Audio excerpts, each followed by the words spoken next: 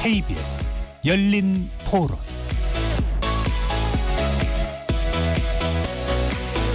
안녕하십니까. KBS 열린 토론 배종찬입니다. 월요일 이 시간에는 정치의 재구성으로 여러분을 만납니다. 지난주 각 당은 공천을 모두 마무리 지었는데요. 때문에 앞선 주말이 선거의 분기점이 되는 중요한 시점이었습니다. 어제 한동훈 국민의힘 비대위원장은 의과대학 정원을 반대하고 있는 전국의과대학 교수협의회와 만남을 가졌고요. 이재명 더불어민주당 대표는 어제와 오늘 강남 3구와 여권 등 이른바 험지를 찾았습니다. 또 양당 수장은 모두 민생 카드를 꺼내 들었는데요. 오늘 정치의 재구성에는 본격적인 공식 선거운동을 앞두고 각 당의 총력전을 점검해 보겠습니다. 조국 혁신당 돌풍과 함께 다른 제3지대는 어떻게 반등을 모색할 수 있을지도 또 살펴보겠습니다. KBS 열린 토론 지금부터 시작합니다. 치열한 토론 속에서 더 나은 세상을 찾아갑니다. 올바른 세상을 만드는 첫걸음. 평일 저녁 7시 20분 KBS 열린 토론.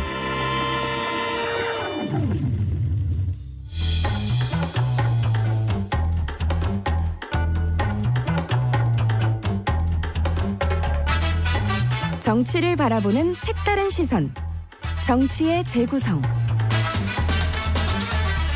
정치를 보는 색다른 시선, 정치의 재구성. 함께할 논객 소개해드립니다. 하흥기 전 더불어민주당 상근 부대변인 나오셨고요. 안녕하세요, 하흥기입니다. 김용남 개혁신당 정책위 의장 나오셨습니다. 네, 안녕하세요, 김용남입니다. 김종대 녹색정의당 공동선대위원장 자리해 주셨습니다. 안녕하십니까. KBS 열린 토론 문자로 참여하실 분은 샵 9730으로 의견 남겨주실 수 있습니다. 단문 50원, 장문은 100원의 정보 이용료가 붙고요. KBS 1라디오의 모든 프로그램은 유튜브에서도 함께할 수 있습니다. 여러분들 유튜브로도 많이 들어오셔서 구독 눌러주시고 좋아요도 보내주시면 좋겠습니다. 자, 이제 이 본격적인 선거 국면에 접어들게 됩니다. 모든 후보자들은 다 등록을 한 거죠. 네. 김영남 의장님, 비례 후보자들도 등록을 어떻게 합니까? 개인별로 합니까? 아니면 당에서 일괄적으로 처리가 되나요? 당에서 하던데요, 보니까. 당에서요. 네, 저도 이번에 네. 알았어요. 네. 당에서 일괄해서 하더라고요. 따로 하는 것이 아니라 당에서 네. 일괄적으로 처리가 된다. 김종대 녹색정의당 공동선대위원장은 경상남도 창원에 다녀오셨다고. 오늘 상당히 바쁜 일정이었는데 열린 토론 참석을 위해서 네. 심지어는 비싼 택시까지 타고서 오셨다면서요. 예. 아이고 그렇게 해서 시간을 넉넉하게 충실하게 맞춰왔습니다.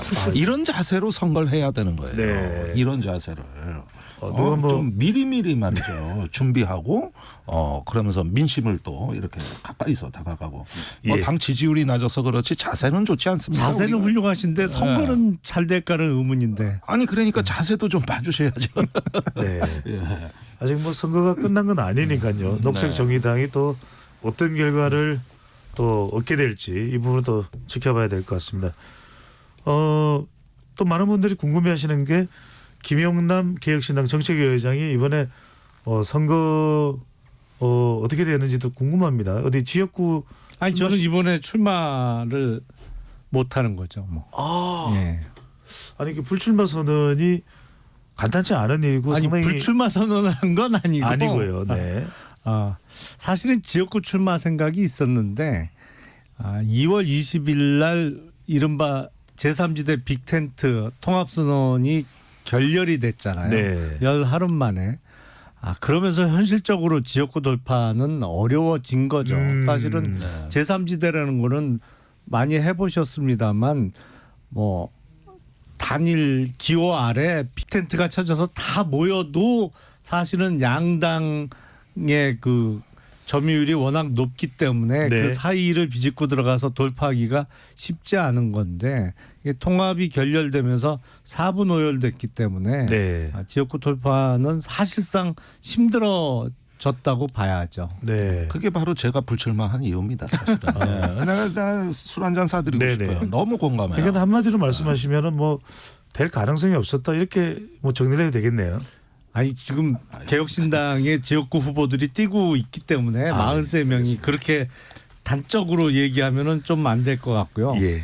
많이 어려워진 상태에서 열심히 뛰고 있는 후보들도 있습니다. 네. 한기 전 부대변인에게는 본격적으로 좀 관련 이슈를 좀 여쭤봐야 될 것 같습니다. 경쟁 정당이긴 하지만 한동훈 국민의힘 비대위원장이 어제입니다. 상당히 지금 뜨거운 이슈가 되고 있는 의대 정원 관련해서 전국 의과대학 교수 협의회 관계자를 이제 비공개적으로 만났는데 결과적으로는 오늘 전국 40개 의대에서 교수들이 사직서를 제출하기로 했다고 하네요. 이미 이게 어떻게 봐야 될까요? 이미 100명 가까이는 사직서를 냈다 뭐 이런 보도가 아까 있던데 네네. 실제로 무더기 사직은 시작된 데다가 지금 대화를 뭐 성사시키는 전제 자체가 이런 거잖아요. 2,000명 의대 정원대에서는 전면 백지화해야 대화하겠다 이러고 있는 중이라서 한동훈 위원장의 중재 자체는 안 먹히고 있는 걸로 보입니다. 네. 왜냐하면은 시기가 좀 늦었다는 생각을 해요. 총선 앞두고 부랴부랴 관리하는 것처럼 보일 거거든요. 예. 이사 입장에서도 당장 대화하자고만 하지 말고 뭔가 책임 있는 아웃풋을 들고 나와서 얘기를 하자. 이런 거를 지금 요구하고 있는 게 아닌가 싶고요. 근데 지금까지 윤석열 정부가 해왔던 모습 너무 네. 강공 드라이브를 걸고 마치 사법 처리도 불사할 것처럼 얘기하던 거에 비하면 중재하고 타협하는 쪽으로 돌아선 것은 긍정적으로 평가할 만한데 이게 어느 정도 효과가 있을지는 며칠 네. 정도 더 봐야 될 것 같습니다. 저희 언론 보도 많이 된 내용은 좀 별도로 하고요. 김용남 예. 개혁신당 정책의장께서 정책위 의장이 보기에는 한동훈 위원장이 돌파구를 마련하기 위해서 전면적으로 또 전격적으로 이 의대 정원 이슈에 이제 투입이 된 겁니다. 근데 학생 숫자는 손댈 수 없는 상황에서 한 위원장이 어떤 이야기를 가지고서 협의와 협상에 나섰다고 봐야 될까요? 의대 정원 숫자를 못 건드린다고 하면은 타협이 될 수가 없는 상황이죠. 지금. 그리고 총선을 앞두고 막바지에 한동훈 위원장이 중재 역할로 나서서 이거를 잘 해결하는 모습을 연출할 거다. 이거는 예상됐던 시나리오 중에 하나였죠. 네. 그래서 저도 한 달쯤 된 것 같은데 한 달 전쯤 방송에서 뭐 그런 시나리오도 지금 돌고 있다라는 말씀을 드린 적이 있었는데 그 시나리오대로 시도는 일단 됐어요. 네. 근데 지금 강공 드라이브로 일관하던 정부가 이제 타협 어떤 만남을 앞두고 유화책으로 제시한 게 뭐냐면 자격 정지를 안 시킬 수도 있다라는 정도의 태도를 보였어요. 이 정도 얘기 듣고 물러설 그 사람은 별로 없어 보여요. 그러니까 정원 바로 내년부터 당장 2,000명을 증원하겠다라는 데서 유화적인 태도를 보이면 모를까. 지금 사직하거나 출근 안 하는 전공의들에 대해서 의사면허 정지 내지는 박탈을 안 할 수도 있다는 정도로 얘기를 해갖고 당장 전공이나 아니면 의대 교수들이 이 대화 협상장에 나올 거라고 기대한 것 자체가 좀 저는 넌센스라고 생각을 합니다. 한동훈 위원장이 전격 투입은 됐지만 사실상 의대 정원까지도 확대하는 숫자까지도 발표를 한 마당에 별로 협상의 여지는 없었을 것이다. 그냥 심리적으로 설득하는 정도에 머물렀을 것이다라고 판단하신다는 거죠. 아니 가장 뜨거운 쟁점이 의대 정원의 확대인데 네.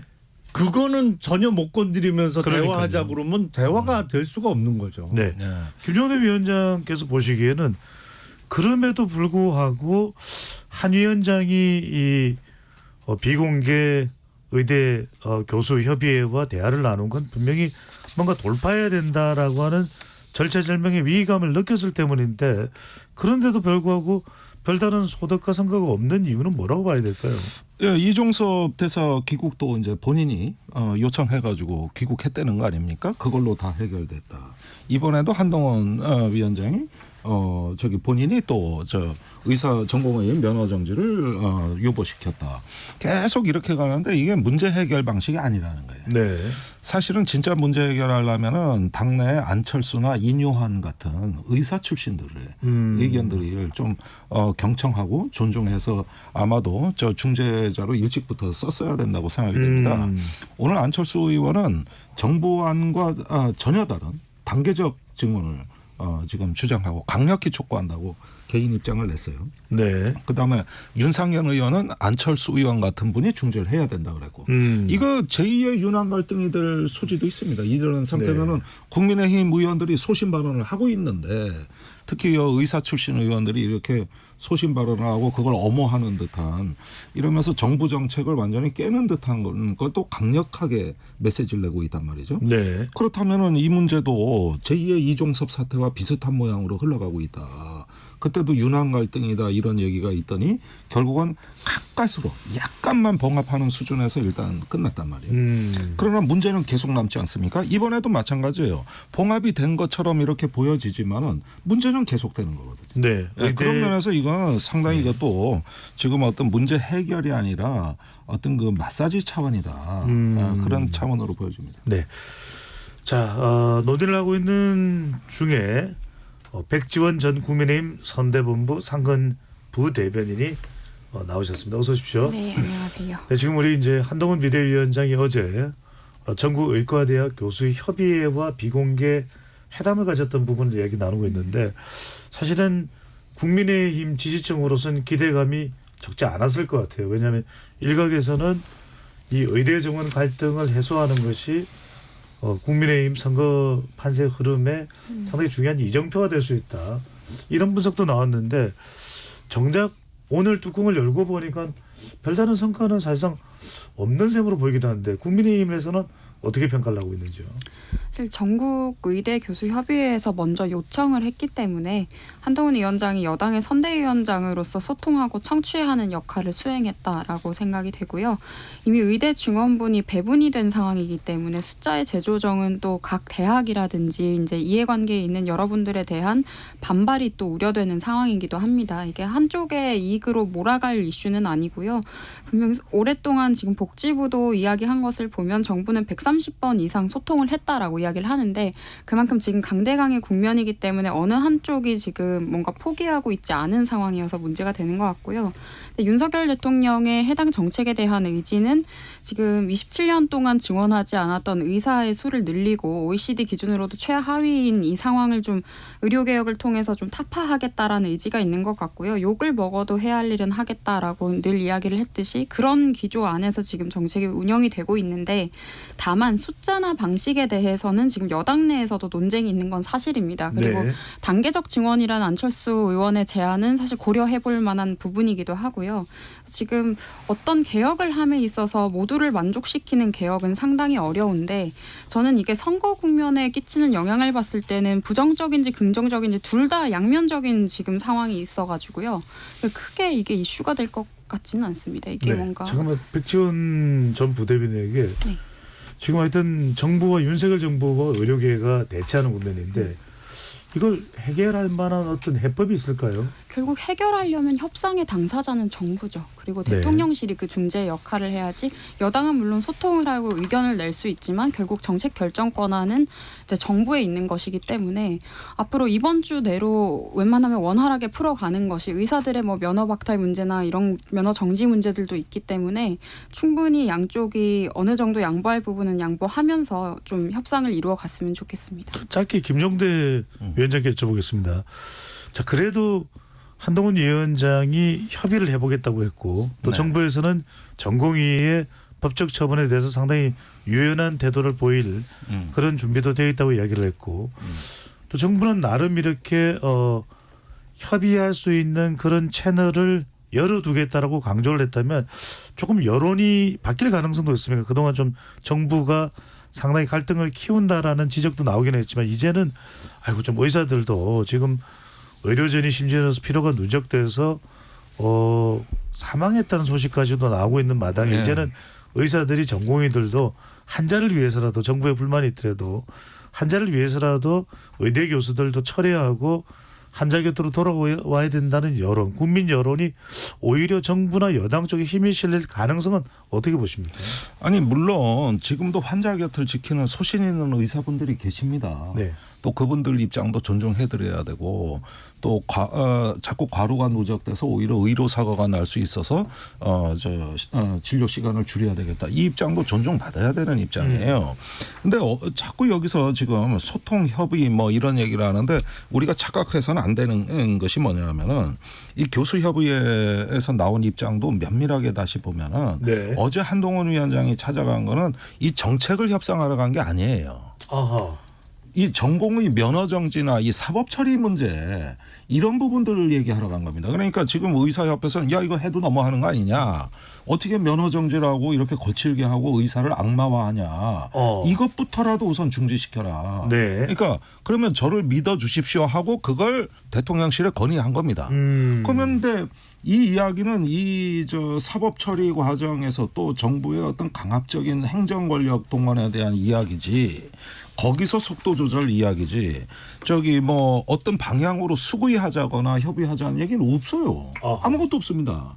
그렇다면은 이것이 어떤 여당의 어떤 면을 살리고 한동훈 위원장의 위신을 세운다는 점에서 뭐냐 하면은 본인이 사법 처리를 다소 늦췄다는 의미에서 국한된 것이지 뭐가 달라집니까? 일단 이 의료의 주권과 소비자는 누가 뭐래도 시민이란 말이에요. 그러면 시민 입장에서 이거 뭐 저기 뭡니까 그러니까 빨리 수술도 못하고 그러면서 계속 질질 끌면서 오히려 피로감을 더하는 방향으로 지금 진행되고 있는 거거든요. 그래서 제가 이종섭 대사건하고 똑같다는 거예요. 네, 그 건이나 이 건이나 방식이 비슷하다는 거예요. 알겠습니다.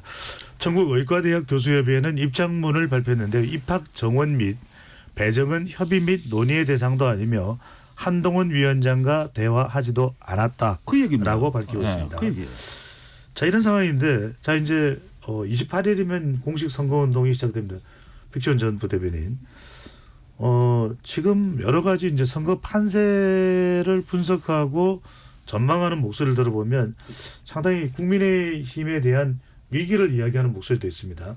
더불어민주당은 이해찬, 김부겸, 이재명 이른바 트로이카 체제로 지역을 다니고 있는데 한동훈 비대위원장 혼자서 이게 전국을 다니는 것이 가능하겠느냐. 실제로 한동훈 위원장이 지금 인터뷰를 하는 영상을 보면 이 손가락에도 이 붕대 테이핑을 한 그런 걸 보면은 상당히 피로감이 쌓였다라는 그런 이야기도 나오는데 어떻게 보시는지요?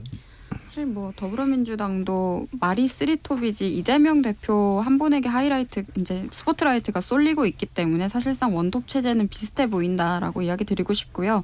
다만 대선 기간이 아닌데 한동훈 위원장 혼자서 모든 공간들을 다 누빌 수는 없는 겁니다. 선거사무소 개소식도 후보들이 여러 명이 동시에 했을 때 여러 군데 다 갈 수 없었던 상황들도 있고요. 좀 아쉬운 점은 오늘 오전에 이제 박용찬 후보 선거 유세를 보니 후보께서 영등포의 박용찬입니다 하셔야 하는데 한동훈입니다를 이야기를 했단 말이죠. 지금 네. 그래서 여권에 있는 후보들의 한동훈 위원장에 대한 의존도가 너무 높아지고 있다. 그런데 총선은 대선이 아닙니다. 어떤 인물 한 명을 뽑는 게 아니라 각 후보들의 매력도에 따라서 이제 그 지역 구민들이 선택을 해주는 선거란 말입니다. 그런데 이런 지점에서 과연 지금 후보들이 어떤 노력을 하고 있는가 이런 것들이 전혀 돋보이고 있지가 않아요. 그래서 한동훈 위원장과 셀카 찍은 걸 올린다고 해서 지역구에서 지지율이 올라가지는 않는다는 사실 좀 알아야 될 것 같고 네. 지금 민주당이 현수막을 이제 내걸거나 이제 민주당 위성정당이 현수막을 건 것들을 저희 지역구에서도 보면 오히려 정책적인 이야기들을 달고 있어요. 그런데 지금 국민의힘은 그런 부분과 관련해서 좀 더 어필될 게 필요하다. 정책도 한동훈 위원장이 오늘 저출산 관련 정책도 이야기를 했지만 사실 그 정책은 이미 여러 군데에서 나왔던 이야기이기 때문에 네. 딱히 신선할 것이 없어서 아쉬운 점이 많았거든요. 그리고 지금 이번 국민의힘 지역구 선거는 제 생각에는 각자 도생의 느낌이 조금 강합니다. 이게 뭐 나경원 위원장 같은 케이스처럼 지역구를 잘 닦아두고 인물로서도 지역구민에게 매력이 있다고 평가받는 후보들은 생환을 할 것인데 네. 다른 분들도 이런 지점을 좀 더 노력을 하셔야 될 것 같고요. 알겠습니다. 네, 한동훈 위원장 한 분께 기댈 수는 없는 것 같습니다. 객신의 김 의장께서는 지금 선거판을 분석하는 이 쪽에서의 목소리는 한동훈 위원장 외에 다른 스피커가 필요하다. 보통 이제 이 정도 254개의 지역구를 다 좀 관리를 해야 되는 뭐 영남도 마찬가지입니다. 지금 낙동강 벨트가 됐든 다른 스피커가 필요하다라는 이런 지적에 대해서는 어떻게 보시는지요? 다른 스피커가 원래 필요할 수밖에 없는 상황이었죠. 네. 근데 그동안 약간의 착시 현상이 있었어요. 그러니까 한동훈 위원장이 어디를 방문을 하면 많은 인파들이 모여서 뭐 환호하고 셀카 찍고 뭐 이런 모습에 좀 취해 있었는데, 근데 어디를 방문하는 일정이 다 사전 공지가 됐단 말이죠. 그러면 그 지역에 있는 후보들이나 뭐 현역 국회의원 아니면 당협위원장들이 이렇게 당원들한테 다 알려주니까 많이 모였던 것인데, 한동훈 위원장은 앞으로는 발전 가능성이 있을지 모르겠습니다만 현재 상태로는 정치적 무게감이 떨어질 수밖에 없어요. 정치를 오래 하신 분들도 아니고 국민의힘의 당원들이라든지 지지층하고 오랜 기간 어떤 인연이 쌓인 인물이 전혀 아니란 말이죠. 근데 다른 뭐 공동으로 선거를 지휘하거나 아니면 지원 유세를 다녀야 될 다른 인물을 구하기가 어려운 상황이에요. 왜냐하면 집권 3년차 동안 만 2년이 다 돼가는데 우군이 될 수 있었던 사람들 아니면 세력을 다 잘라버렸어요, 스스로. 네. 그렇잖아요. 그러니까 지금 없어요. 누가 할 사람이. 일각에서 유승민 전 의원 이야기가 나오는 건 어떻게 보시는지요? 아니, 제가 드리는 말씀이 그거예요.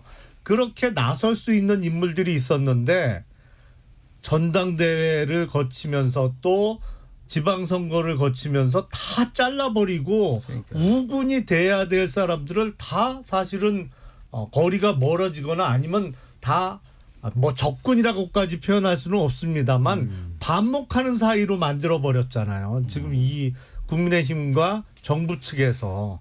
그러니까 나설 사람이 없어요. 지금 유승민 의원 보고 지원 유세 나와달라 그러면 기꺼이 지금 나오겠습니까? 우군이 없어요 지금. 네.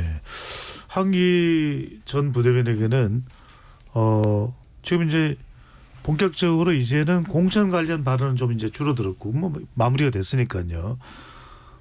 한동훈 위원장도 금융투자세를 반드시 폐지하겠다. 그런 이야기를 하면서 야권에서 이 반대가 없다면 금융투자세 폐지를 반드시 하겠다라는 이야기도 하고 새 자녀를 가지고 있는 가정에는 대학 등록금을 전액 면제해 주겠다. 이런 공약들에 대해서는 이제 본격적인 공약 드라이브니까 뭐 아직 다 나왔다라고 하기에는 그렇겠지만 어떻게 평가를 하는지요? 무슨 소린지 하나도 모르겠어요. 과세 정책을 폐지하는데 왜 폐지해야 된다는지 설명도 별로 없고 뭐 개미들이 좋아할 것 같으니까 그냥 하는 건지 김포 서울 편입 뭐 이런 거는 아니면 공매도 폐지했을 때처럼 그런 효과를 노릴지 모르겠는데 이게 냉정하게 생각해보면 말도 안 되는 게 연간 5천만 원을 주식만으로 벌려면 어떻게 해야 되냐면 1억 투자해서 20%의 수익률을 찍어야 되거든요. 그런 사람이 몇 명이나 있겠습니까? 1억 투자하면 50%죠. 그러니까 5천만 원 이상 그렇죠. 예. 벌었을 때 그때 수익률이 50%를 찍어줘야 되는데 1억을 주식으로 굴리는 사람들이 몇 명이나 있겠으며 그 1억 굴렸을 때 50%를 걷어들이는 사람은 또 몇 명이나 있겠습니까? 네. 그래서 사실 이게 부자 감세거든요. 부자나 대주주들이 아니면은 연간 5천만 원씩 주식으로 벌어들이는 사람이 별로 없습니다. 그래서 본인들이 내놓는 조세 정책이 어떤 영향을 미칠지도 계산을 안 해보고 얘기하고 있는 거거든요. 그리고 소득이 있으면은 과세해야 되는 거는 기본 원칙인 건데 이게 무슨 기준으로 이렇게 얘기하는 건지도 하나도 모르겠고 이게 왜 민생 정책인지도 모르겠고 본인들이 발등 찍고 있는 포퓰리즘 하고 있는 것 같은데 별로 인지도 못하고 있는 것 같습니다. 요거 제가 잠깐 설명. 김 회장님 하시고 김종대 위원장님 그러니까 하죠. 금투세는 원래 2023년 1월부터 시행하기로 되어 있었어요. 근데 이걸 여야 합의로 2년을 유예했습니다. 그래서 2025년 1월부터 그러니까 내년 1월부터 금투세를 연간 5천만 원 이상 금융소득이 있으면 세금을 납부하기로 되어 있어요 지금. 근데 얼마 전에 윤석열 대통령이 갑자기 금투세 폐지를 공언을 했단 말이죠. 그리고 한동훈 위원장이 똑같은 얘기를 반복한 거예요. 근데 이거는 조세 정의라는 측면뿐만 아니라 우리나라의 금융시장 뭐 아니면 주식시장의 활성화라는 측면에서도 제가 보기엔 금투세 폐지보다 더 앞서 선행돼야 될 것은 거래세를 줄이거나 폐지하는 거예요. 네. 사실은 지금도 우리가 주식을 사고 팔 때마다 세금을 내거든요. 거래세를. 근데 그거는 거래 발생 때마다 매겨지기 때문에 사실은 소득이 있거나 없거나 세금을 내게 됩니다. 그래서 그 거래세를 줄이는 게 우선이고 우리 하 부대변인께서 말씀하신 대로 1년에 5천만 원 이상의 소득이 생겼으면 세금을 내는 게 맞죠. 근데 지금 이게 선거 앞두고 급하다고 아무거나 막 던져요. 요새 정부 여당이 보면. 네, 김정대 위원장. 네, 그런데 일단 청년들이 요즘은 이제 연봉보다 스톡을 선호하는 기업이 많지 않습니까? 주식을 말씀하시는 거죠. 이런 경우에는 굉장히 이 세금에 민감한 건 사실이에요. 그런데요. 이 정부가 상당히 세제를 청년 친화적으로 고친 것도 사실입니다. 근데 갑자기 작년 연말부터 올해 초까지 막 정책을 그냥 소나기식으로 쏟아는데 아까 그 주식 거래세도 완화하겠다는 정책을 내놨습니다. 그런데 이걸 연초에 집중적으로 하고 나서 그 뒤의 상황을 한번 봐야 되겠죠. 1월 대체적으로 2월 초부터 거래일 기준으로 16일간 대한민국 주식이 7.6% 폭락했습니다. 그게 2008년 금융위기 이후로 처음 있는 일입니다. 그 같은 시간에 미국, 일본이 역대급 주식 최고 호황을 달성했고 네. 우리나라가 총액면에서 대만에 추월당했습니다. 주변국이 다 호황인데 우리만. 그래서 이런 정책을 다 쏟아냈음에도 불구하고 이게 연초에 주식값 올리고 부동산 저기 이렇게 화랑으로 해가지고 그 경기로 선거 치르려고 했던 건데 이 구상이 다 깨졌어요. 네. 한 치 앞을 못 내다본 거예요. 한 치 앞을. 그래서 이게 여러 가지 원인이 있지만 지금 코리안 리스크라든가 이런 것들을 디스카운트를 해소하기 위한 그 주식시장의 개혁, 네. 어떤 주주 친화적 정책, 재벌의 지배구조 어떤 개선, 이런 부분하고 같이 해가지고 이런 세제 개혁이 있다면 정말 제가 보기에는 드디어 이제 우리나라도 이 자본재 시장이 좀 개선될 여지도 네. 있고 좀 밸류 프로그램이 가동되기는 합니다. 예. 밸류 프로그램이. 근데 네. 이거는 제가 보기에는 포퓰리즘의 결과도 좋지 예. 않아요. 아니 그 정부에서 얘기한 밸류 의장님 말씀드리고 프로그램은 백지원 전 부대변인 가겠습니다. 내용이 없어요. 빈 깡통이에요. 그거는. 기업 자율에 맡긴다 그래. 밸류 프로그램. 그랬기 네. 때문에 네. 이게 밸류업이 될 수가 없어요. 그렇게 해갖고는. 네.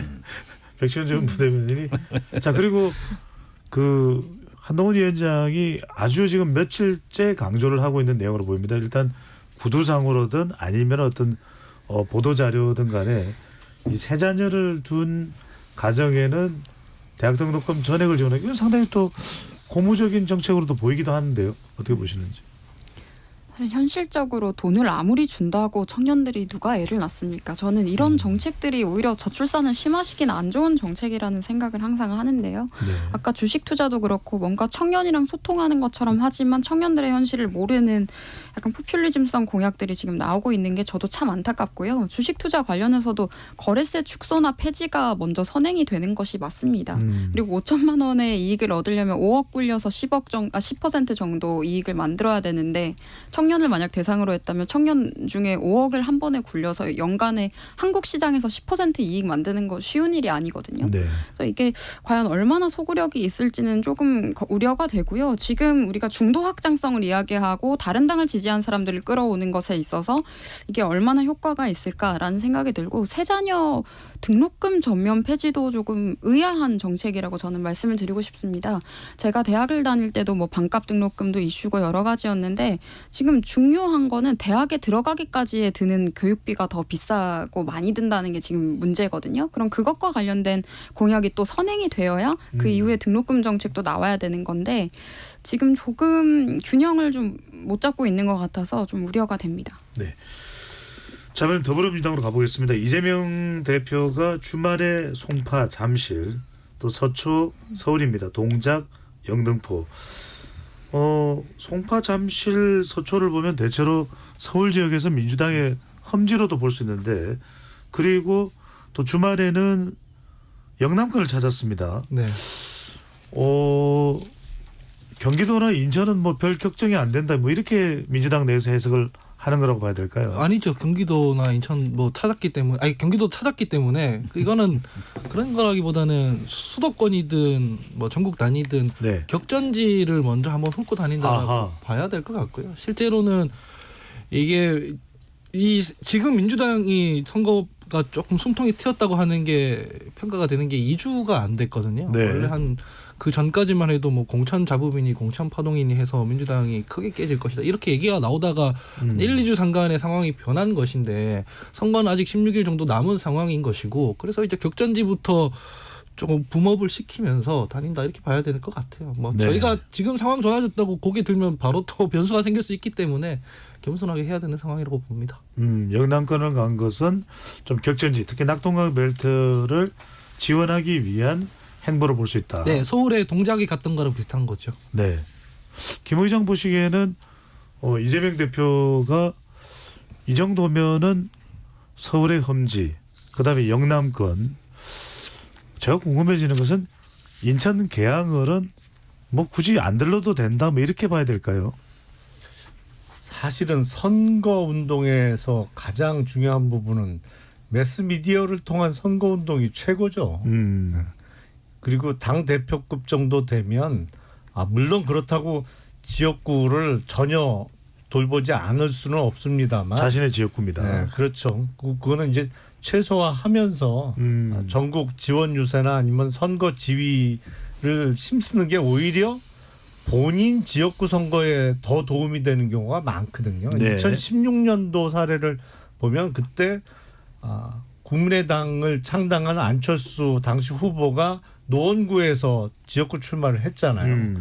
그 선거 13일간의 선거운동 기간 중에 초반은 본인 선거구를 조금 다니다가 나중엔 다 지원 유세 다녔어요. 아하. 근데 지원 유세 다녀도 온갖 뉴스를 비롯한 그 언론 매체에서 다 잡아주기 때문에 아하. 오히려 그게 더 본인 지역구 선거에 도움이 되는 경우가 많기 때문에 뭐 본인 지역구에 안 머물고 다른 데 지원 다닌다고 본인 선거운동을 안 한다는 거는 그거는 조금 넌센스 같아요. 네. 언론 보도에서는 지역구 자신감이 붙은 건 아니냐는 해석도 나오긴 합니다만 김종대 위원장께는 이제 본격적으로 각 당마다 뭐 네거티브도 없진 않겠습니다만 공약 발표가 나오는데 이재명 대표하면은 이제 보편적 복지 이 부분은 상당히 지사 시절에도 또 대선 후보 시절에도 강조를 해왔는데 국민 1인당 25만 원씩 민생회복 지원금을 지급하자고 제안을 했는데 이건 어떻게 보세요? 이것도 표퓰리즘으로 봐야 될까요? 아니면은 좀 현실적인 지원 정책으로 봐야 될까요? 어떻게 봐야 될까요? 예, 우리가 팬데믹 때도 일단 썼던 정책이고 네. 또 이런 정책을 좀 과감하게 했던 나라들이 지금 팬데믹 이후 경기 회복 속도가 빠릅니다. 일단은 벼랑 끝에 선 어떤 민생을 그래도 과감하게 통 크게 지원했던 나라들이 역시 그 힘으로 지금 일어서고 있거든요.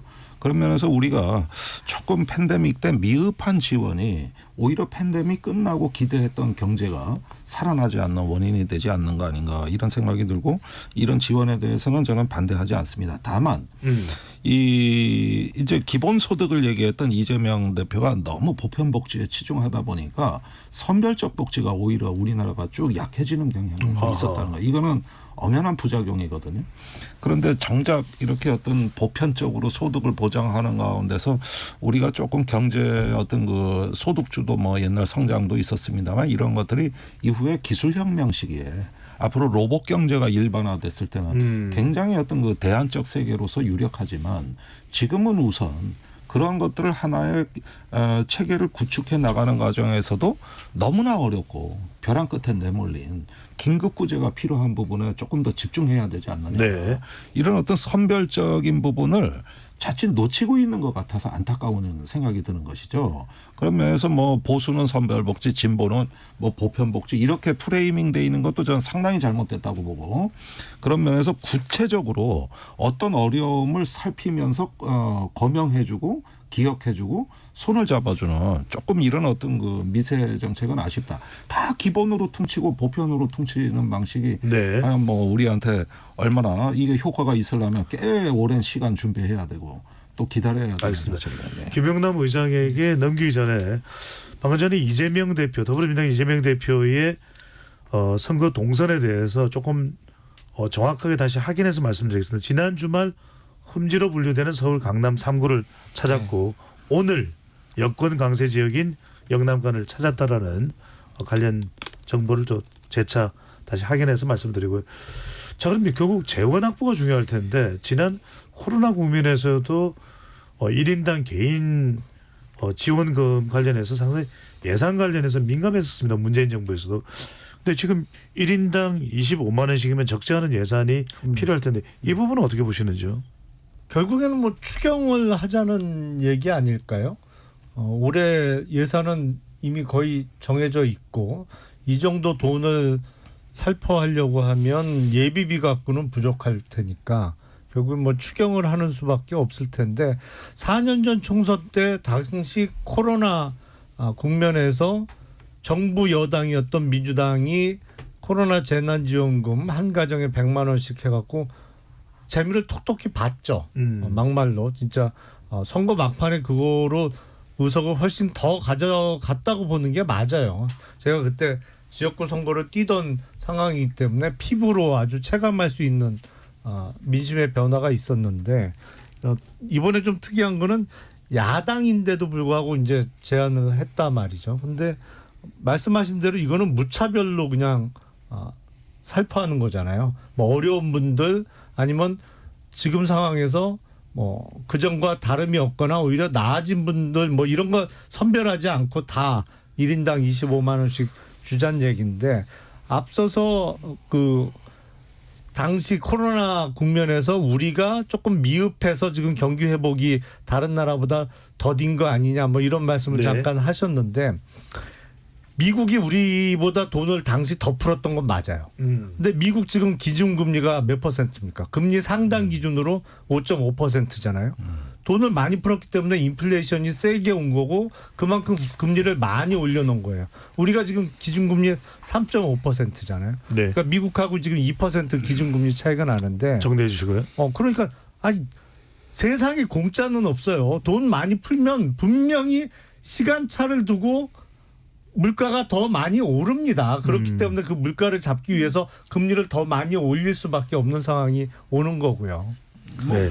그냥 너가 아니라 우리 거기는 뭐 몇 조 달러씩 풀었으니까 여기서 지금 이 13조 원하고 비교하는 거는 어떻게 보면 좀 적절치 않은 것 같고 네. 또 무차별로 준다고 하지만은 사실은 어떤 그 소득과 그 계층에 따라 가지고 연말에 세금으로 다시 환수받는 방법이 있습니다. 일단은 줄 때는 똑같이 예. 주되 그러나 이런 것들이 필요 없는 사람들이 있는 것이죠. 그럴 때는 이제 연말 정산을 하고 할 때도 세금으로 충분히 확보할 수 있기 때문에 일단은 주고 네. 그 다음에 걷어들일 때 또 수정하는 방법이 있으니까 이걸 무차별 현금 살포라고 하는 것보다는 조금 더 생산적으로 이것도 운영할 수 있는 거 네. 아닌가 하는 생각이 들어요. 평가를 다룰 수 있으니까. 자, 백지원 전 부대변인 또 하은기 전 부대변인 할 말이 많을 텐데 그 말씀도 포함해서 해주고 요 질문을 드리면서 각각 답변을 좀 들어보겠습니다.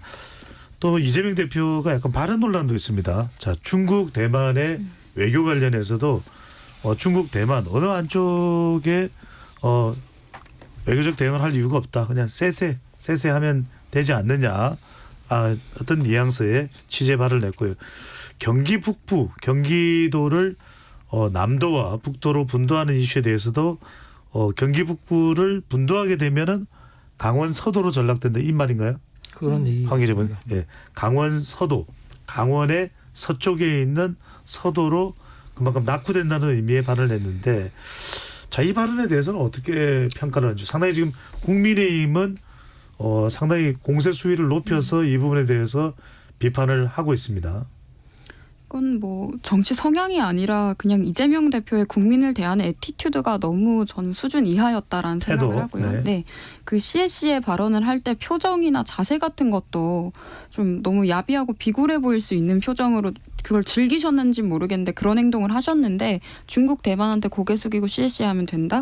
근데 대만 사람들 혐한 정서 있는 건 알고 계시는지 모르겠고요. 그리고 민주당이 항상 반일 프레임 걸고 반일 외치는데 지금 이게 그렇게 싫어하는 일본한테 굽신거리자는 거랑 뭐가 다른지 모르겠고 역사적으로 보면 우리가 중국한테 피해를 본 게 더 횟수가 더 많습니다. 그리고 아주 오랜 기간 동안이요. 근데 그러면 지금 이재명 대표가 놀리면 중국은 착한 일진이고 일본은 그 친구인데 좀 나쁜 애 같다라는 건지 그러니까 차이나 머니가 아무리 좋아도 나라를 막 이렇게 팔아먹는다는 비판을 받을 수 있는 이런 태도는 좀 고쳐야 될 것 같고요. 네. 사실 문재인 정부 동안 중국 개입이 좀 심각해지긴 했었습니다. 제주도 땅 대부분이 뭐 중국인들이 부동산을 점령한다든지 한국 집값도 중국인들이 세력이 돼서 뭐 좌우하고 건강보험료 이슈도 있었고 여론조작 부대 이슈도 있었고 지금 이런 여러 가지 논란이 있는데 굳이 중국 이야기를 이재명 대표가 한 것도 스스로 리스크를 만든 것 같다라는 생각이 좀 들고 아까 앞서서 1인당 25만 원 이야기를 하자면 사실 포퓰리즘 정치와 이재명 대표는 때려야 뗄 수 없는 관계죠. 항상 경기도에서도 그렇게 했고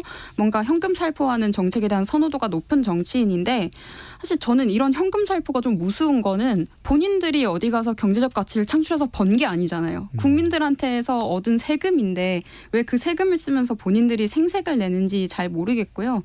그리고 이게 돈 뿌리기 포퓰리즘 정책 때문에 문재인 정부 때 국가빚이 1,000조가 됐었고 그때도 선거 때 맞춰서 지금 계속해서 나갔었어요. 제가 정리해 주시죠. 네, 이 이슈로 토론도 했었는데 그래서 이런 같은 불행을 반복하고 싶은 국민이 있을까? 그리고 더 이상 뭐 1인당 몇만 원 준다고 해서 국민이 선택을 할지는 의문입니다. 재정 정책을 뭐 현금 지원한다고 해가지고 이게 다 뭐 자기 돈으로 번 돈도 아닌데 살포해도 되냐 이건 너무 재정 정책에 대한 이해가 너무 낮은 태도 같고요. 근데 그와 별개로 지금 아까 김영남 의원님 말씀 잘해주셨지만은 전 세계가 지금 유동성이 넘치면서 인플레가 발생하는 거잖아요. 그게 코로나 때문에 어쩔 수 없이 국가 정부가 감당해야 했던 비용인 건데 심지어 우리나라는 다른 선진국들에 비하면 코로나 때 재정 지원을 그렇게까지 현금 지원을 안 했음에도 불구하고 물가가 이렇게 높아요. 물가가 이렇게 높은데 화폐를 더 풀어버리자고 하면 물가를 잡겠다는 건 포기하는 거잖아요, 사실은. 근데 지금 민주당에서는 한쪽에서는 물가 못 잡는다고 정부를 비판하면서 한쪽에서는 우리 1인당 25만 원씩 줘버리자고 하면 이게 둘이 충돌하는 구석은 있어요. 네. 코로나 때 했던 그 보편적 지원은 어쩔 수 없다 치더라도 지금 그건 좀 지나간 면이 있고 좀 더 어려운 분들이라든가 선택적으로 제한해서 지원할 분은 제한해야 되는 건데 이게 조금 할 말이 없어지면은 보편복지처럼 현금 25만 원씩 뿌리자고 하는 게 저도 혼자 살지만은 25만 원 주면은 4인 가구는 장 2번 보면 없습니다. 이게 얼마나 경제 정책으로서 시효가 있는지는 따져볼 만하다고 저는 생각을 합니다. 뭐 현금 정책 자체가 문제인 건 아니고 네. 지금 경제 상황에 맞는지는 봐야 된다 이런 것 같고요. 그다음에 그 아까 전에 말했던 중국 대만 쉐쉐 이거는 사실은 뭐 농담처럼 했다고 저는 알고 있는데 좀 부적절하다고 생각을 해요. 강원 서도는 어떻게 봅니까? 강원 서도는 심지어는 유감 표시도 했는 걸로 알아요. 네. 좀 부적절한 발언이었다고. 아니 그러니까 근데 이게 재밌는 게 네. 경기도를 남도와 북도로 나누고자 하는 거는 김동연 지사가 추진하고 있는 정책이잖아요. 네. 민주당 소속에. 근데 그걸 민주당이 이재명 대표가 이렇게 공격하는 건 뭐 이게 무슨 시츄에이션인지 그러니까 제가 잘 모르겠어요. 방금 말씀드렸던 한기정 부대변인 발언으로 일부를 마무리하겠습니다. 방금 네. 말씀드렸던 그 25만 원과 마찬가지로 충돌하는 거죠. 그게 민주당이 내세우는 가치관에. 그리고 이 중국 대만 양안 문제 같은 거는 사실은 우리나라가 무슨 상관이냐 하겠지만 그렇지 않아요. 국제 정세가 지금 신냉전 체제로 돌아가고 있고 반도체 문제도 엮여 있고 이래가지고 이거 그냥 쉐쉐쉐쉐 해서 될 일은 전혀 아니고 네. 백보대변인께서 잘 지적해 주셨다시피 여기 일본을 넣었다 치면은 일본한테 우리가 아리가또 하면 됩니다. 라고 하면 뭐라 했겠습니까? 아니 하나만. 네. 이재명 대표가 그러면 김동연 지사를 공격한 거예요? 이 발언을? 그러니까 누굴 공격했다기보다는 본인도 부적절한 표현이라고 유감 표시를 했는데 그냥 선거하는 과정에 나온 우발적인 발언 정도를 이해하는 게 맞지 않을까 싶습니다. 네. 여기서 마무리를 하고요. 지금 여러분께서는 KBS 열린 토론 함께하고 계십니다. 유튜브에 들어가셔서 KBS 1라디오 또는 KBS 열린 토론을 검색하시면 지금 토론하는 모습 바로 보실 수 있습니다. 방송을 듣고 계신 여러분이 시민 농객입니다.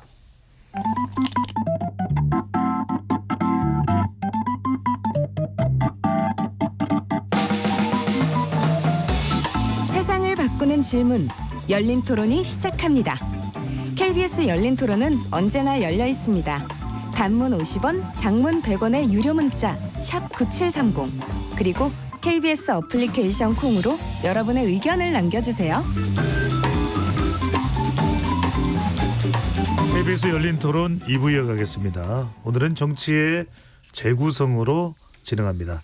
스튜디오에는 김종대 녹색정의당 공동선대위원장, 김용남 개혁신당 정책위의장, 백지원 전 국민의힘 선대본부 상근부대변인, 하흥기 전 더불어민주당 상근 부대변인 네 분과 함께하고 있습니다. 오늘 1부에서는 40 총선 또 28일부터 본격적인 공식 선거운동에 돌입하게 되는 데 있어서 각 당의 이모저모를 좀 알아봤고요. 특히 양대 정당 중심으로 짚어봤습니다. 2부에서는 총선 프레임과 함께 제3지대 이야기를 더 넓혀서 이야기를 진행해 보겠습니다. 먼저 공천 끝자락 이야기를 좀 안 할 수가 없습니다. 김종대 위원장님. 네. 이 말씀 꼭 여쭤봐야 될 것 같은데 공천 후보자 재산 이런 부분은 확인하기가 매우 어렵습니까? 좀 납득이 될 듯하면서도 납득이 안 되는 것이 이미 공천을 받은 후보자이고 등록까지도 했는데 공천 취소가 되는 말 그대로 총선에 출마하지 못해서 그 지역구에 정당 후보는 없게 되는 상황이 되는데 더불어민주당입니다. 세종갑의 이영선 후보인데 부동산 투기 의혹으로 낙마가 됐습니다. 자, 일단은 여기서 궁금한 것은 과거에도 이런 유사한 사례가 없었을까? 앞으로는 또 없을까라는 생각이 드는데 재산과 관련된 정확한 등록 이것도 공천 할지 말지에 대한 상당히 중요한 기준이 될 수 있습니다. 네. 어떻게 봐야 될까요? 아니 뭐 국회의원 중에 재산 신고 누락으로 문제가 된 사람들은 간헐적으로 있었지 않습니까? 그래서 출당까지 당하신 분도 계시고 당선이 돼서도 이건 문제가 됐던 사안인데 이번에는 그냥 뭐 한두 채 정도가 아니라 뭐 저기 아파트 하나 오피스텔 하나 이게 전부라 그랬는데 몇 채씩 있는 거예요. 몇 채씩. 그래서 이게 그냥 차이가 아니라 뭐 완전히 이건 어떤 좀 의도적인 거 아니냐 이런 수준까지 이제 이루었고 뭐 듣자 하니 민주당에서 이거 이야기하면서 어디 최고위에서도 격분했다. 뭐 이런 이야기까지 나오고 하다 보니까 충격적인 일이 일어났습니다. 네. 그런데 사실 당에서는 검증 권한은 없고 이렇게 서류만 받은 건데 선관위에 딱 제출한 서류를 보니까 완전히 다른 거예요. 완전 딴판인 것이죠. 이렇게 해가지고 서둘러서 일단 무공천 지역으로 바꿨는데 전 사실 충격받았습니다. 이런 경우도 있구나. 이건 완전히 한석 포기하는 거거든요. 그래서 앞으로 이런 부분들은 제가 보기에는 어떤 여러 가지 어떤 사전의 어떤 검증 소위의 기능을 각 당이 좀 강화하셔서 나름대로 검증 기능을 갖추지 않으면 이런 일이 자꾸 일어날 것 같아요. 분명히 이것도 자기 명이 아니고 배우자다. 뭐 또 고지 거부할 수 있는 뭐 자녀 명이다. 이런 식으로 해서 다 털고 뺀단 말이에요. 지금. 네. 그리고 저는 뭐 녹색정의당 하도 재산이 없어가지고 우린 재산 늘려잡느라고 지금 해가지고 어떻게든 별거 다 집어넣어가지고 그래가지고 평균 재산이 이제 원내정당 중에 제일 작으니까 그래가지고 했는데 다른 당은 이러더라고요. 그래서 이럴 땐 녹색정의당을 좀 봐라. 한 푼이라도 더 올리려고 하죠 그냥. 우리는 저는 녹색정의당 이야기해 주신 게 상당히 좋은데 우리 스태프들이 김우강 PD가 조금 자제를 해달라는. 네네. 아니 불렀으면 좀 합시다. 아니, 저는 상당히 좋은데, 저는 좋은데. 자, 한기 전 부대변인은 지난 공천 때는 상당히 여러저런 우여곡절들이 많았던 그래서 이재명 대표의 관련 입장 표명이 상당히 더딘 부분에 대해서 지적이 많은데 이번에 상당히 신속하고 전격적이었습니다. 이걸 어떻게 받아들여야 될까요? 이거는 너무 선명하게 재산 문제라서 이거를 안 했다가는 문제가 여론에 미치는 영향, 충청권 민심 후보 등록하고 나면 당이 압박해서 공천 취소하고 이럴 수가 없어요. 그냥 그때부터는 그냥 자기가 고집 피우면은 답이 없어지기 때문에 이거는 이때 늦었지만 빨리 판단하는 게 맞았다고 생각하고 공직자들 뭐 국회의원도 마찬가지지만은 4급 이상들은 사실 금융재산 뭐 신고 동의 체크박스만 딱 눌러놓으면은 알아서 시스템이 다 하거든요. 근데 이분은 사실 당직자였고 변호사였고 이러니까 아마 본인이 제출한 거에 관해서만 당연히 검증할 수밖에 없었다는 건데 근데 부동산 이런 거는 사실 등기부등본 이거 다 떼볼 수 있잖아요. 검증 절차에서. 그 남들도 볼 수 있어요. 그래서 이런 거는 앞으로 정당에서도 그냥 본인이 제출하는 서류 외에 좀 품을 좀 더 들여서 검증을 해야 될 것 같고요. 이 당에서 공천 취소한 이 판단은 늦었지만 잘한 거라고 생각합니다. 네. 자, 또 하나 민주당의 아킬레스건이 있습니다. 강북을 가지고서 왜 이래요 하는 목소리가 상당히 비등하게 높아지는 상황인데 자, 끝내 이제 한민수 대변인이 전략공천 된 것을 두고 국민의힘에서는 제명 삼천지교다 이런 얘기가 나오는데, 자, 과연 강북을의 이런 공천이 그냥 뭐 이제 뭐 하도 공천 관련 데서는 일이 많았으니까 별 총선에 영향을 안 줄까요? 서울 총선 민심에 영향을 줄까요? 백지원 전 부대변인. 강북을의 국민들께서 기분이 나쁘실 것 같다는 생각이 들고, 지금 이재명 대표가 박용진 의원을 정말 싫어하는구나는 이제 전 국민이 다 알 것 같아요. 그리고 지금 6시간 남겨두고 한민수 후보가 이제 공천된 것으로 알고 있는데, 한민수 후보는 지금 주소지가 또 송파입니다. 송파에 살고 있는 분이 갑자기 강북을에 출마하는 것에 대해서 지역 구민들이 어떻게 생각을 하겠습니까? 상당히 좀 기분이 나쁘실 것 같다는 생각이 들고, 국민의힘 후보도 지금 어느 정도 논란이 있었던 것으로 오늘 올라왔기 때문에 지금 강북을의 국민들께서는 좀 고민이 많으실 거예요. 선택할 후보가 과연 있는가라는 생각도 드실 것 같고. 김영남 의원은 어떻게 보십니까? 아니, 한마디로 표현하면 강북을 공천을 보면서 이재명 대표는 정말 자신감 뿜뿜이구나 이런 생각이 들었어요. 자신감이 오히려 네. 네. 아니, 얼마나 자신감이 넘치면 공천을 저렇게까지 할 수 있을까라는 생각밖에 안 들어요. 사실은 이 판이 이렇게 바뀔 걸, 물론 한 달, 2달 전 여론조사는 오히려 여당인 국민의힘이 우세하다는, 수도권에서 특히 서울에서 네. 우세하다는 여론조사들이 많았잖아요. 그럼에도 불구하고 이렇게 강행을 했단 말이죠.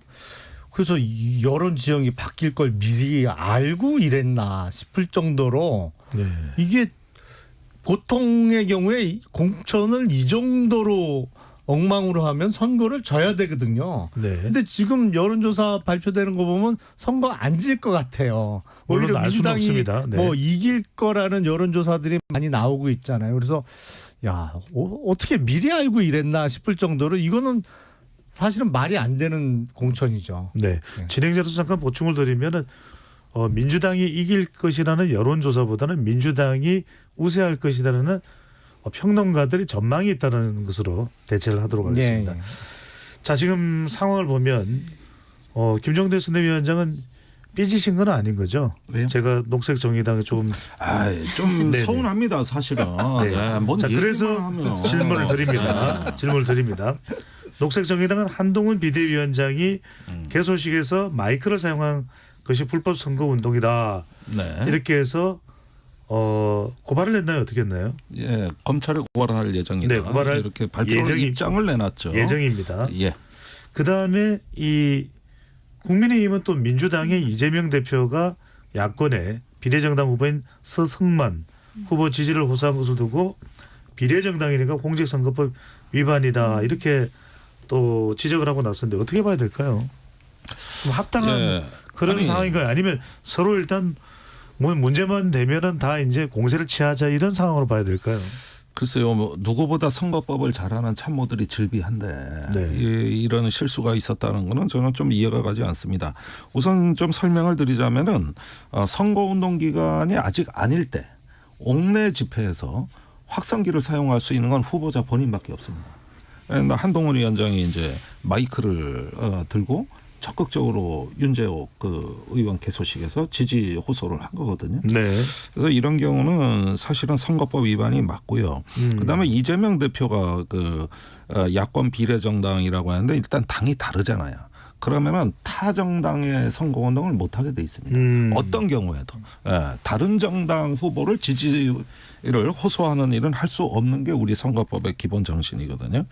그래서 이런 부분에서도 조금 뭐 누가 고발해서 문제가 아니라 엄격하게 이런 것들은 어떤 단속을 하고 좀 개입을 하고 또 견제가 돼야만 네. 그래도 혼탁 선거를 막을 수 있기 때문에 이걸 하나의 어떤 본보기로 해서 우리가 진짜 이거는 이런 일이 없도록 선거 감시가 아주 일상적으로 이루어져야 된다. 저는 그걸 네. 좀 강조드립니다. 자, 그런 상황이 이번 선거는 유독 많을 것이라는 전망도 나오는데 자, 그런 이유 중에 하나가 지금 비례정당에 대한 판세도 심상치 않기 때문입니다.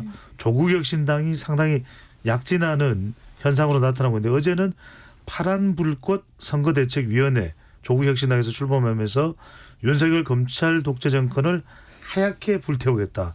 이렇게 이야기를 하고 있습니다. 상당히 지금 비례투표 정당 이런 관련해서도 경쟁력이 시간이 지나면 지날수록 더 부상되고 있다 이런 게 나오는데 물론 민주당에도 부담이 안 되는 건 알 겁니다. 상당히 지지층을 가져가고 있기 때문에. 근데 국민의힘 또는 국민의 미래가 위축되는 현상, 조국 혁신당이 차단이 안 되는 이유가 뭘까요? 그 국민의힘이 이번에 비례공천에서 잡음이 많았던 것이 사실이고요. 네. 전면으로 부딪히셨던 분들도 계시고, 근데 지금 횡령이나 폭력 같은 전과 이력 때문에 서류 접수 안 했다, 특례받았다라는 분이 10번에 배치됐고 끝까지 수정이 되지 않았고요.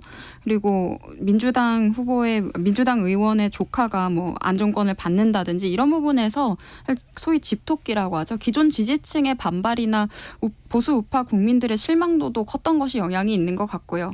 그리고 그런 분들의 입장에서 지금 이번 총선 공천이 과연 합리적인가에 대해서는 계속 의문이 있거든요. 그럼 폭력이나 횡령 전과가 있는 사람은 비례 10번을 줘도 되고, 또 다른 사람들은 뭐 여러 가지 논란이라든지 누구의 괜히 이런 이유 때문에 배제가 된다면 이게 어떻게 합리적인 공천인가라는 것들이 지금 이제 의견들이 올라오고 있기 때문에 그런 것들에서 지지율이 좀 떨어져 나간 측면이 있는 것 같고요. 네, 제 질문은 지금 지역구에서도 비례투표에 조국혁신당 투표하는 유권자들이 지역구 정당은 민주당을 찍을 것이다. 또 부산 낙동강 벨트에서도 민주당의 이탈층들이 조국혁신당으로 수렴되고 있다. 이런 분석들이 나오는데 이 부분에 대해서 제대로 실효적인 견제가 국민의힘에서 국민의 미래에서 안 되는 이유가 뭔지 궁금해서요.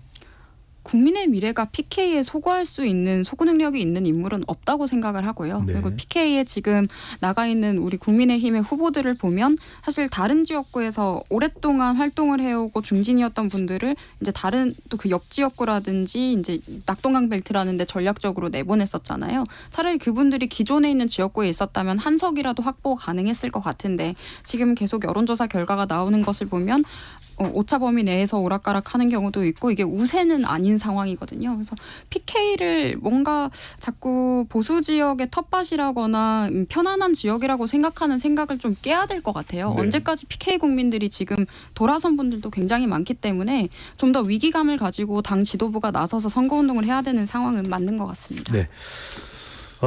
리얼미터 조사 결과입니다. 오늘 소개드리는 모든 조사는 중앙선거여론조사 심의위원회 홈페이지에서 확인 가능합니다. 리얼미터가 에너지경제신문 의뢰로 지난 18일부터 22일까지 유무선 자동응답 조사를 실시한 결과인데요. 이 결과를 보면은 비례투표 정당 지지율입니다. 국민의 미래 29.8%, 조국혁신당 27.7%, 더불어민주연합 20.1% 이렇게 나왔습니다. 한기재 원대변인. 그래서 일각에서는 최근에 민주당이 상당히 선거 판세 관련해서 고무된 양상이 이재명 대표나 민주당이 잘해서가 아니라 조국혁신당이 상당히 범민주계열의 외연을 확대해 준 그 덕분이다. 그 영향이다라는 해석이 나오는 것에 대해서는 어떻게 평가를 하시는지요? 조국 혁신당이 잘해서라기보다는 대통령이 못해서라고 하는 게 타당하지 않을까 싶고 방금 네. 말씀하신 여론조사 말고 제가 오늘 보니까 한국갤럽이 지난 19일, 21일 전국 성인 유권자 1,000명을 대상으로 비례정당 투표에서 어느 정당 선택할 것인지 물은 여론조사가 있는데 무선 가상번호 네. 전화면접 조사고요. 네. 그 자세한 거는 중앙 선거여론조사 심의위원회 홈페이지에서 알 수 있고요. 홈페이지입니다. 거기서 보면은 아까 PK 얘기를 많이 하셨는데 TK에서도 심지어 조국 정당 투표한다는 비율이 20%가 넘게 나오더라고요. 네. 여기에 대해서는 보수 정당도 좀 왜 그런지를 봐야 할 텐데, 근데 거의 의도적으로 조국 혁신당을 무시하거나 이게 병리적 현상이라고만 말을 하고 있으니 민심이 잘 안 잡히고 있는 것 같고 민주당은 네. 민주당대로 이제 와서 조국 혁신당에 도움되는 발언하는 건 해당 행위다라고 말을 하고 있는 중인데 제가 그 일관적으로 말씀드리는 거는 조국 혁신당의 지지가 모이는 것은 양당 때문입니다. 양당이 중도층 유권자들이 봤을 때는 더불어민주당은 어쨌든 대표 개인의 어떤 사법 리스크를 방탄하기 위해 모든 당력을 다 쏟아붓는 당 이렇게 보고 있는 면이 있고요. 국민의힘은 김건희 여사 개인을 방어하기 위해 모든 당력을 쏟아붓는 당 이렇게 보는 면이 있습니다. 근데 조국 장관 같은 경우에는 대법원 판결만 남겨두고 있고 그 당이 뭐 개인을 수호하거나 방탄하기 위해 뭐 할 게 없지 않습니까? 그러니까 그런 면에서 조금 클리어한 부분이 있는 것이고 그다음에 되게 심플해요. 그냥 윤석열 정권 우리가 뭐 심판한다, 타도한다 끝이거든요. 근데 민주당 같은 경우에는 복잡해요. 비례선거 뭐 후보 보면 앞번호에 진보당 배치돼 있고 네. 이러니까 나는 민주당이라는 회초리를 들고 싶어도 통합진보당 세력 그 후신 세력이 원내 입성하는 거 원하지 않아 이렇게 생각하는 사람들은 또 손이 잘 안 가고 되게 복잡하단 말이에요. 그래서 이제 좀 심플한 조국 혁신당 쪽으로 지지가 쏠리고 있는 거 아닌가 이렇게 네. 분석합니다. 자, 사실은 지금 말씀은 안 하지만 답답한 두 분이 있습니다. 개혁신당의 김용남 정책위의장, 또 독색정의당의 김종대 공동선대위원장인데 먼저 김용남 의장부터 이렇게 조국혁신당이 뿜뿜해버리면 개혁신당이 얻어낼 수 있는 비례 의석의 숫자 상당히 위태롭게 이렇게 내부적으로는 어떤 목소리가 나옵니까? 사실은 이렇게까지 지지율이 높게 나올 거는 예상 못했죠. 처음에 이른바 조국 신당이 만들어진다는 뉴스가 나왔을 때만 해도 그 폭발력은 제한적이라고 봤는데 아주 쉽게 말씀드리면 이번 2024년 총선판에서 가장 플레이를 잘해요. 제가 봐도 일단 장점은 메시지의 선명성과 간결성이 뛰어나요. 네. 그리고 저는 조국 대표가 저 정도로 정치 감각 내지는 선거 감각이 있는 분이라고는 생각을 못했어요. 왜냐하면 자기 선거를 한 번도 안 치러봤잖아요. 그냥 대학에 있다가 법무부 장관 잠깐 하고 나서 온갖 고초를 많이 겪었는데 요새 방송에 나가서 하는 거 보면 이번 총선판에서 단연코 완탑이에요.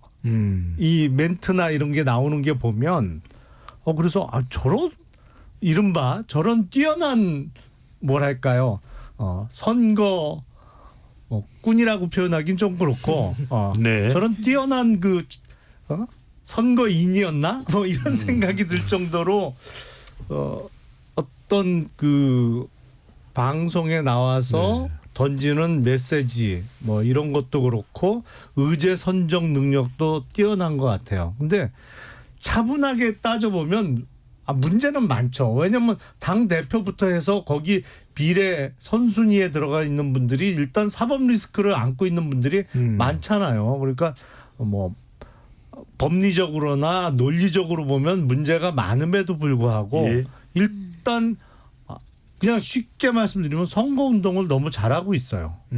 당혹스러울 만큼. 알겠습니다. 자, 이 대목에서 김종대 위원장께 여쭤보고 싶은 게 그럼에도 불구하고 지금 대법원 선고가 내려지면 조국 혁신당 대표는 당장 또 형의 집행을 받아야 되는 상황이 될 수도 있고 그렇게 될 경우에는 민주당이 사실상 흡수통합하는 거 아니냐라는 그런 위기도 있는 것이고 또 이런 법적인 부분이 사실 부각되면 상당히 유권자들의 태도도 달라질 수 있는데 그럼에도 불구하고 이 부분이 집중 조명되지 않는 이유 그러니까 국민의힘에서는 범죄자 연대다. 민주당과 조국혁신당이 서로 범민주 외연을 확대하는 것에 그런 평가를 받는데 별로 유권자들은 아랑곳하지 않고 조국 대표 인기가 높아진 이유 너희들 쫄았지 뭐 고마 치아뿌라마 이게 유행어가 되는 이유는 뭘까요?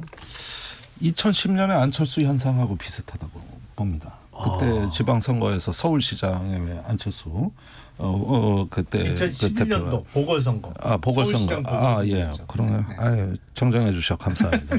그다음에 2012년 대선 때까지 이어졌어요. 네. 그때 안철수 현상을 그때 온통 화두가 안철수 현상의 정체가 뭐냐. 아마 이거 갖고 논문 나오고 뭐 저 기획 기사 나온 게 아마 어마어마할 겁니다. 네. 어마어마할 거예요. 지금 아마 비슷한 현상이 일어나고 있거든요. 그런데 말씀하신 그 사법 리스크도 이미 뭐 예비 후보까지 준비해서 그 이후까지 뭐 다 준비해 놨고 그렇게 봤을 때는 그런 어떤 그 사법 리스크를 피해간다는 게 아니라 초월하고 극복하는 이미지로 가고 있으니까 결국은 뭐 이것도 우리가 또 계속 또 하나의 정치다. 이렇게 볼 수밖에 없는 사안이고요. 배종찬, 예. 그리고 나중에 민주당하고 합당은 좀 회의적으로 봅니다. 오히려 네. 군소야당하고 연대해서 공동교섭단체로 가지 않겠나. 아하. 그러니까 지금 합당이 되면은 조국 혁신당의 그 정체성과 생명력은 그냥 증발해버리는 거니까. 네. 그러지 않고 옛날에 정의당하고 그 민생평화당이 공동교섭단체를 만들어서 노회찬 대표가 원내대표를 맡은 적이 있거든요. 그렇게 해가지고 국회 운영에 의제 하나를 가져가는 건데 어허. 지금 보면은 더불어 비례연합당에 참여하는 정당들 그리고 이제 녹색정의당 뭐 이렇게 보면은 조국혁신당하고 표를 합치면은 무난하게 원내교섭단체가 가능하거든요. 네. 그러면은 이런 상황을 가지고 또 하나의 어떤 축을 만들어야 윤석열 정부 심판을 원내에서 할 수 있는 교두보가 되는 거지. 민주당하고 흡수해버리면 그냥 아무것도 안 해요. 그래서 제가 예상하는 시나리오는 이거고 아마도 네. 제가 듣기로도 알겠습니다. 그런 걸 많이 준비하는 네. 것 같아요. 짧게. 예, 배종찬 소장님께서 말씀하셨던 그 조국 장관은 대법원 유죄받으면 날아가는데 지지가 왜 모이냐 이거에 대해서 역설적인 부분이 있어요. 이거는 이제 국밥집 미터 등산 갤럽인 건데 뭐라고 사람들이 그러냐면 윤석열 한동훈 두 분을 심판하고 싶은데 심판하면 이재명 대표한테 이익이 될 것 같아. 그건 싫어라고 생각하는 유권자층이 있고 이재명 대표한테 조금 제어를 걸고 싶어. 근데 그렇게 하면 현 정권이 자기들이 잘하는 줄 알 것 같아. 그건 싫어라고 생각하는 사람이 있잖아요. 그래서 이 두 집단의 지도자들이 미래에 뭔가 깔리는 걸 싫어하는 유권자들은 조국 장관은 뭐 지금 총선에서 이겨도 어차피 대법원에서 날아가잖아. 저 사람이 대선 나올 일 없어. 그래서 부담 없이 투표한다라고 생각하는 유권자층이 있다는 걸 평론가들은 다루지 않는데 국밥집 아저씨들은 그런 얘기를 많이 합니다. 네. 등산객들도요. 예. 백지원 전 부대변인에게 마지막 발언 기회 드리면 어떻게 평가를 하시는지. 저는 지금 조국 혁신당도 결국 민주당 비례위성 정당의 한 갈래라고 생각이 들고요. 투트랙 전략처럼 지금 착착 진행되고 있는 상황에서 또다시 총선 결과로 여소야대가 될 것에 대한 우려가 정부에선 있을 것이고 사실 여당이 공천을 참 잘 못했어요. 그러니까 호남 인사 이야기하면서 줬지만 호남에 대한 대표성이 특히 없는 사람들을 또 줬고 PK도 놓치고 지금 이런 상황대로 가면 대통령이 문제가 아니라 당 자체가 지금 문제가 되는데 이런 위기감이 좀 더 있어야 될 것 같습니다. 자, 내부 토론 오늘 감사드립니다. 네, 감사합니다. 감사합니다. KBS 열린 토론 정치의 재구성 이것으로 모두 마무리하겠습니다. 지금까지 KBS 열린 토론 배종찬이었습니다.